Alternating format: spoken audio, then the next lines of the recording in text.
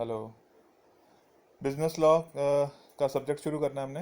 Business law दो word से मिलके बना है, एक बिजनेस और दूसरा लॉ, यानी कि ऐसा लॉ जो बिजनेस को रेगुलेट करता है। लॉ का और बिजनेस का कॉम्बिनेशन करके बना हुआ है। तो इसके कंटेंट्स अगर आगे हम पढ़ें उससे पहले इसके बारे में थोड़ा सा हम पढ़ लेते हैं कि बिजनेस लॉ है क्या। तो जब भी हमने कुछ नया शुरू करना होता है तो हमारे माइंड में पहले ही क्वेश्चन आता है कि वो चीज़ है क्या। तो सबसे पहला क्वेश्चन हमारे माइंड में आता है कि बिजनेस लॉ क्या चीज़ है। तो दो वर्ड्स आएंगे इसमें, एक बिजनेस और दूसरा लॉ।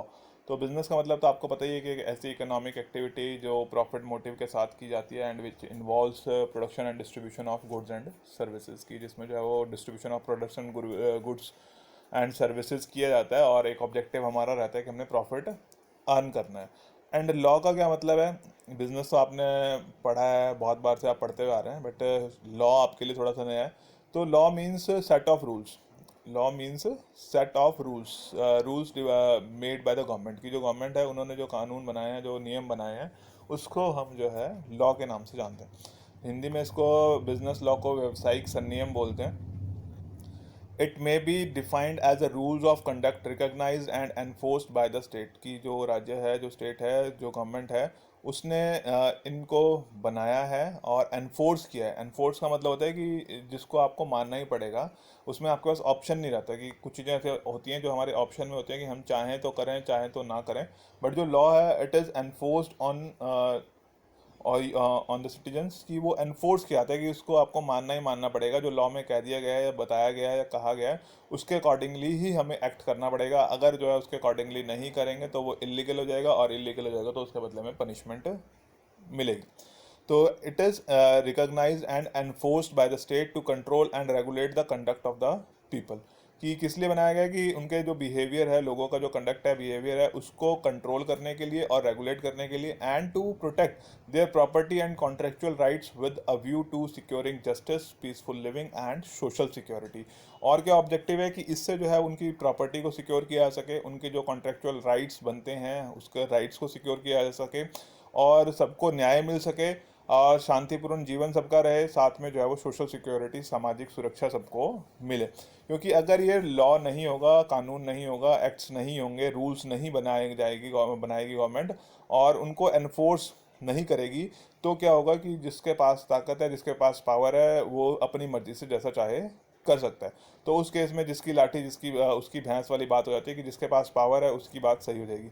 पर सभी को न्याय मिले, सबके अपनी जो है वो प्रॉपर्टीज़, जो राइट्स हैं, वो सुरक्षित रहें, उसके लिए ज़रूरी होता है कि जो है लॉ बनाया जाए, कुछ रूल्स बनाए जाएँ, और वो रूल्स जो है राज्य या स्टेट जो है उसको, यानी कि गवर्नमेंट जो है उसको एनफोर्स करती है, ताकि जो है उसके अकॉर्डिंगली सभी लोग काम करें, और जो वीकर सेक्शन है, जो कमज़ोर लोग हैं, उनके राइट्स को प्रोटेक्ट किया जा सके, एक शांतिपूर्ण जीवन उनको मिल सके, उनके लिए जो है न्याय दिलवाया जा सके। तो वो लॉ का मतलब है set of rules and they are enforced.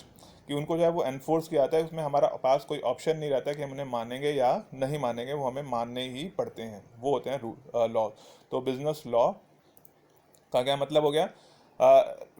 Rules related to industry, business and professions. की जो भी रूल्स हैं, कुछ बताया ना, सेट ऑफ रूल्स है। तो लॉ का मतलब, तो rules relating to industry, business and professions are called business और कमर्शियल और मर्केंटाइल लॉ। तो जो बिजनेस लॉ है, इसके अलग अलग नाम है। इसको बिजनेस लॉ भी बोल देते हैं, कमर्शियल लॉ भी बोल देते हैं, और मर्केंटाइल लॉ चलता था पहले नाम इसका। आजकल अब इसको बिजनेस लॉ के नाम से जानते हैं, बट पहले इसका नाम मर्केंटाइल लॉ ज़्यादा फेमस था। अब जो है वो बिजनेस लॉ के नाम से जाना जाता है।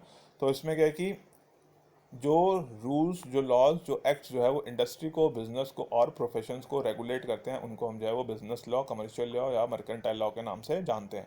Business law refers to the constitutional principles, rules, regulations that govern the running of business और इंडस्ट्री। तो जो बिजनेस लॉ है वो, उसमें कुछ कॉन्स्टिट्यूशनल प्रिंसिपल्स, संवैधानिक सिद्धांत, रूल्स हैं, रेगुलेशंस हैं, जिससे जो है वो बिजनेस को और इंडस्ट्री को रेगुलेट किया जा सकता है। तो ये है आपका बिजनेस लॉ का मीनिंग। और अब बात आती है कि जो बिज़नेस लॉ जो बना है, इंडियन बिज़नेस लॉ, उसमें जो है कहाँ कहाँ से जो है वो नियम लिए गए हैं, वो जो रूल्स हैं वो कहाँ कहाँ से लिए गए हैं, या वो एक्ट हैं वो कहाँ कहाँ से लिए गए हैं तो इंडियन बिजनेस लॉ में। तो सबसे पहला है स्टैट्यूट।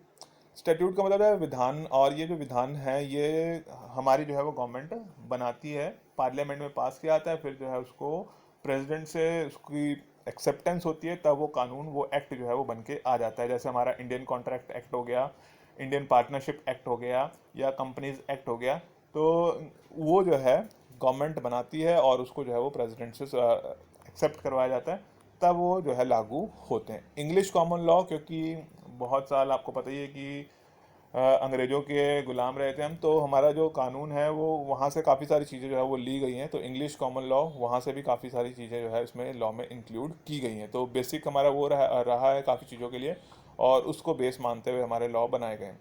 प्रिंसिपल्स ऑफ इक्विटी, कि सबको जो है वो समान अधिकार मिले, उसके लिए भी कुछ जो सिद्धांत हैं, उन सिद्धांतों को भी जो है वो इंडियन बिजनेस लॉ में इंक्लूड किया गया है। Indian customs and uses, custom and uses का मतलब है कि जो रीति रिवाज है वह चले हुए आ रहे हैं,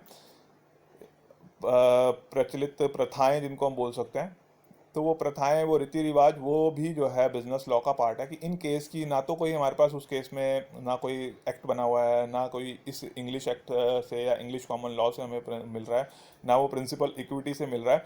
तो क्या है कि जिस एरिया से वो रिलेटेड है, उस एरिया के जो कस्टम्स हैं, जो प्रथाएं हैं, जो रीति रिवाज हैं, उनको भी जो है वो एज लॉ, एज एक्ट जो है वो माना जाता है। And fifth one is leading cases. Leading cases का मतलब है कि जो कुछ केसेस जो है वो कोर्ट में फाइल किए आते हैं, और लोग अपनी अपनी बातें जो है वो प्लीड करते हैं, और उस केस की जो जजमेंट्स आती हैं, उन जजमेंट्स को भी जो है वो एक्ट मान लिया जाता है, लॉ मान लिया जाता है, उनको भी कानून माना जाता है। जो लीडिंग केसेस हैं, अगर उनकी कोई जजमेंट्स आती हैं तो उनको भी जो है वो एक कानून के तौर पे किया जाता है, कि पिछले उस केस में ये डिसीजन आया था, तो वो डिसीजन जो है वो आगे इम्प्लीकेबल रहता है। तो ये बेसिक सोर्सेज हैं जहाँ से हमारे पास जो है वो बिजनेस लॉ के लिए लॉज आए।